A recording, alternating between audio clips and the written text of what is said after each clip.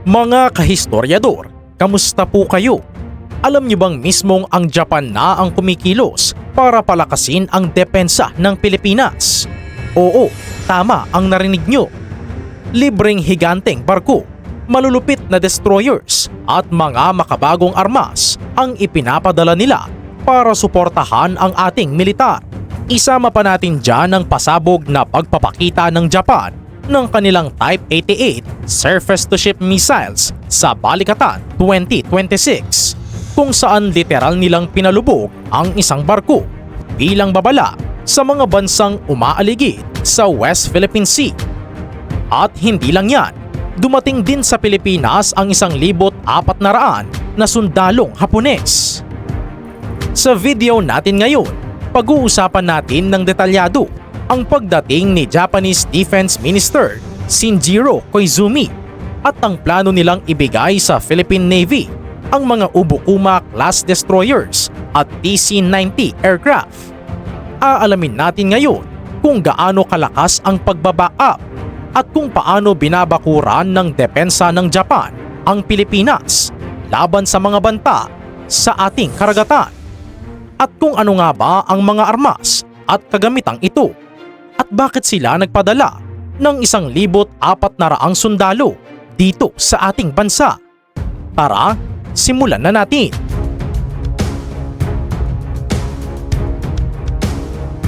Mga kahistoryador, alam naman nating lahat kung gaano katindi ang pambubuli na nararanasan ng ating mga mangingisda at ng ating Philippine Coast Guard.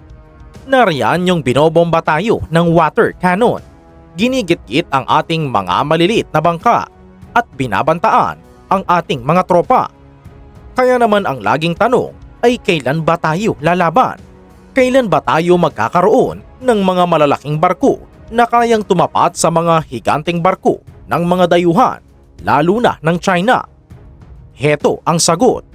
Ang Japan kumilos na. Ayon sa ulat nitong May 6, 2026, bumisita mismo dito sa Maynila ang Japanese Defense Minister na si Shinjiro Koizumi. Hindi ito simpleng pagbisita lang. Seryoso ang pakay ng opisyal na ito. Kinumpirma niya ang plano ng Japan para sa isang early transfer o agarang pagpasa at donasyon ng kanilang mga Ubukuma-class destroyers at mga TC-90 aircraft para sa Pilipinas. Oo, kaya naman mga kahistoryador, ano ba itong Ubukuma-class destroyer at bakit tayo dapat ma-hype dito?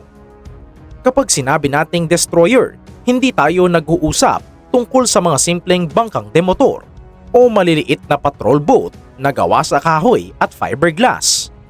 Ang destroyer ay hindi basta ordinaryong barko, mga kahistoryador.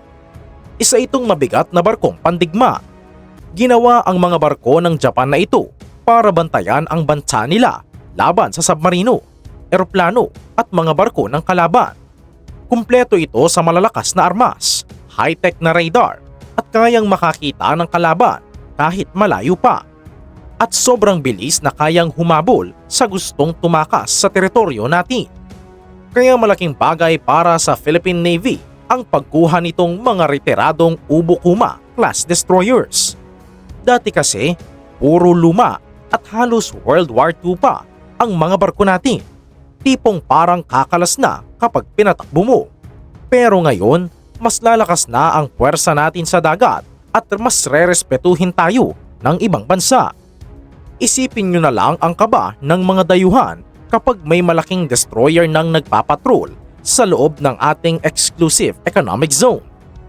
Bukod sa mga barko, may kasama ring mga TC-90 aircraft sa donasyon. Alam nyo ba kung bakit sobrang importante ng mga eroplanong ito? Sa sobrang lawak ng dagat natin, kulang kung barko lang ang meron ka. Kailangan mo rin ng mga mata sa himpapawid. Ang TC-90 ginagamit para mabilis na mag-ikot at magbantay sa kalangitan. Bago pa makalapit ang barko ng kalaban, spotted na agad sila mula sa taas. Dahil dito, mas mabilis makakaresponde ang militar natin. Kapag may pumasok na ilegal na mangingisda o dayuhang barko, agad itong ire-report ng mga piloto sa mga tropa sa dagat. Tapos, Re-responde naman agad ang ating malalaking patrol boats. Ganito na ngayon kaayos at kalakas ang sistema ng bantay dagat natin dahil sa tulong ng Japan. Samantala, hindi lang Philippine Navy ang tinutulungan ng Japan, pati ang Philippine Coast Guard o PCG na araw-araw nakaharap sa tensyon sa West Philippine Sea may natanggap ding malaking tulong. Noong March 9, 2026, nagbigay ang Japan ng 13 generator units para sa mga barko ng PCG. Baka sabihin ng iba, generator lang, ano namang silbi niyan? Pero mga kahistoryador, malaking bagay yan sa gitna ng dagat. Sa bahay kasi, ginagamit lang ang generator kapag brown out. Pero sa barko, parang puso yan ng buong sistema. Kapag walang kuryente, patay ang radar, hindi gagana ang radyo at mahihirapan ang mga tropa sa gitna ng laot. Paano mo makikita ang kalaban sa gabi kung walang radar? Paano ka hihingi ng tulong kung patay ang communication system? Kaya sobrang importante nitong mga generator na ibinigay ng Japan. Dahil dito, mas tatagal sa dagat ang mga barko ng Coast Guard natin. Hindi na nila kailangang bumalik agad sa Pangpang para lang mag-charge o magpaayos ng kuryente. Oo. Ibig sabihin, mas matagal nilang mababantayan ang ating teritoryo at mas mararamdaman ng mga kalaban na hindi tayo basta uurong sa West Philippine Sea. Simpleng generator lang pakinggan. Pero sa totoong laban, napakalaki ng ambag nito. Noong May 5, 2026, naglabas ng official statement ang Japan Ministry of Defense o MOD tungkol sa mas pinalakas nilang samahan kasama ang Pilipinas. Ang pinaka-goal nila, palakasin ang pagbabantay natin sa dagat. Sa madaling salita, gusto ng Japan na lagi tayong alerto sa lahat ng kilos sa karagatan natin. Walang basta makakapasok o makakapagtago. Kasama rin dito ang tinatawag nilang equipment cooperation. Ito ang dahilan kung bakit tuloy-tuloy ang dating ng mga tulong gaya ng radar, barko at eroplano para sa ating militar. Pero ang pinakamabigat na bahagi ng usapan ay ang Reciprocal Access Agreement o RAA. Bakit ito malaking bagay? Isipin nyo na lang na parang Visiting Forces Agreement natin sa Amerika. Pero this time, Japan naman ang kapartner natin. Ibig sabihin, mas madali nang makakapunta rito sa Pilipinas ang mga sundalong Hapones para magsanay kasama ang AFP. At pwede rin tayong magsanay sa Japan. Mas madali na rin nilang madadala rito ang kanilang mga barko, kagamitan at iba pang military assets nang hindi na dumadaan sa sobrang daming proseso at papel. Sa madaling salita, mas lumalalim na talaga ang samahan ng Pilipinas at Japan pagdating sa depensa at seguridad sa dagat. Kung babalikan natin ang kasaysayan, sobrang laki talaga ng pagbabago. Noong panahon ng World War II, magkalaban ang Pilipinas at Japan. Sinakop pa nga tayo noon ng mga Hapones, kaya maraming Pilipino ang naghirap at nasaktan. Pero tingnan nyo ang sitwasyon ngayon. Dahil pareho nating gustong protektahan ang ating seguridad at mga teritoryo laban sa mga agresibong bansa, naging malapit na magkaibigan ang Pilipinas at Japan. Ang dating kalaban, ngayon ay isa na sa pinakaunang tumutulong para palakasin ang depensa natin. Dito mo talaga makikita na sa mundo ng politika at diplomasya, walang permanenteng magkaaway o magkakaibigan. Ang permanente lang ay ang interes ng bawat bansa. At sa panahon ngayon, pareho nating interes na mapanatiling ligtas, malaya at bukas ang ating mga karagatan. Kaya mga kahistoryador, dahil dito, nitong May 8, 2026, hindi na puro salita lang ang ginagawa ng Japan at Pilipinas. Ang tawag nila rito ay Tangible Capability Transfer. Ibig sabihin, totoong kagamitan at suporta ang ibinibigay, yung nahahawakan at talagang nagagamit sa operasyon at laban. Pinakamalaking halimbawa nito ang Balikatan 2026 exercises. Dito ipinakita ng Japan na seryoso talaga sila sa suporta nila sa Pilipinas. nagpadala sila ng 1,400 Japanese personnel para makisali sa pinakamalaking military exercise sa bansa. Oo, tama ang narinig nyo. 1,400 na sundalong Hapones ang dumating dito para magsanay kasama ang ating mga tropa. Ang goal nila, tumulong sa pagbuo ng mas matibay na depensa sa Indo-Pacific region laban sa mga bansang mahilig manggipit at mangangkin ng teritoryo. Sa madaling salita, mas lumalakas ngayon ang samahan ng Pilipinas at Japan para siguraduhin hindi tayo basta-basta matatakot o maaapi sa sarili nating karagatan. Dito, pinakita ng Japan ang kanilang Type 88 surface-to-ship missiles. Ito yung klase ng missile na nakakabit sa truck pero kayang tirahin ang mga barko sa dagat. Kapag pinakawalan ito, sobrang bilis at sobrang baba ng lipat nito.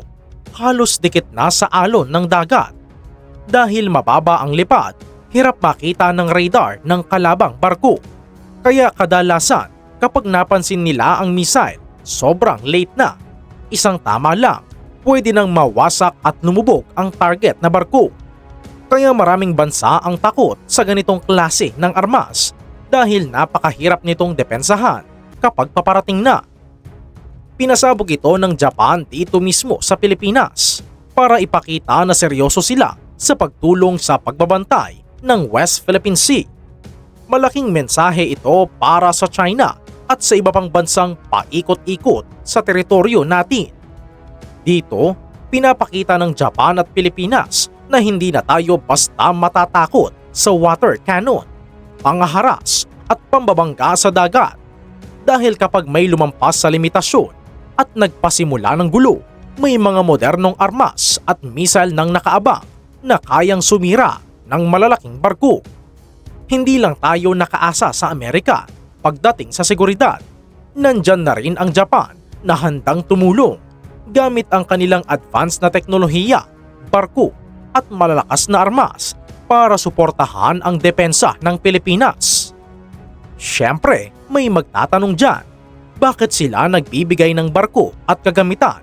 Anong kapalit niyan? Totoo naman, bihira ang libre sa mundo. Ang dahilan, simple lang, pareho tayong may gustong protektahan. Ang Japan kasi ay sobrang nakaasa sa pagpasok ng langis, pagkain at iba pang supplies mula sa ibang bansa. Dumadaan ang karamihan ng mga barkong pangkalakal nila malapit sa West Philippine Sea at Taiwan. Ngayon, isipin nyo kung may isang bansa na biglang kumontrol sa mga karagatang iyon. Delikado para sa Japan dahil pwedeng maharang ang mga barko nila at tamaan ang ekonomiya nila. Kaya importante para sa kanila na manatiling malaya at ligtas ang rutang dinadaanan ng kanilang kalakal. Nakuha nyo ba, mga kahistoryador? Kaya naman dahil dito, gusto nilang lumakas din ang Pilipinas para sakaling magyera na may katuwang sila sa pagbabantay ng dagat o sa digmaan. Kaya habang pinoprotektahan nila ang sarili nilang interes, tayo naman ay nakakatanggap ng barko, radar, eroplano at iba pang kagamitan para maprotektahan din ang ating teritoryo, mga isda, langis at soberanya. Sa madaling salita, parehong nakikinabang ang Japan at Pilipinas sa mas matibay nilang samahan. Dagdag pa dyan ang pagpirma sa Reciprocal Access Agreement o RAA at ang pagdating ng 1,400 Japanese troops kasama ang kanilang Type 88 missiles sa Balikatan 2026. Isang malinaw na mensahe ang ipinapakita nito. Hindi nag-iisa ang Pilipinas. Yes, mga kahistoryado. Kaya naman ang pambubuli ng China sa West Philippine Sea ay hindi na magiging madali sa ngayon. Dahil kapag nakita nilang umiikot ang ating mga makabagong TC-90 aircraft sa himpapawid at kapag nakadetect sila ng malalakas na radar mula sa ating Ubukuma class destroyers, siguradong magdadalawang isip silang lumapit. At kung magmamatigas pa rin sila, ipapaalala lang natin sa kanila ang ginawa ng Type 88 missiles na nagpalubog ng barko sa isang iglap. Ganito kalupit ang bagong depensa ng ating bansa na mula sa Japan. Ngayon ang tanong, sa tingin niyo ba, sapat na ang ibinibigay na tulong ng Japan sa pamamagitan ng mga destroyers at missiles para tuluyan ng matakot ang China sa pambubuli nito sa West Philippine Sea? At pabor ba kayo na mas dumami pa ang mga sundalong Hapones na pumunta dito sa Pilipinas para magtayo ng base militar tulad ng Amerika dahil sa RAA? Ano ang masasabi nyo dito? I-comment na yan sa ibaba para malaman din namin. Maraming salamat sa panonood.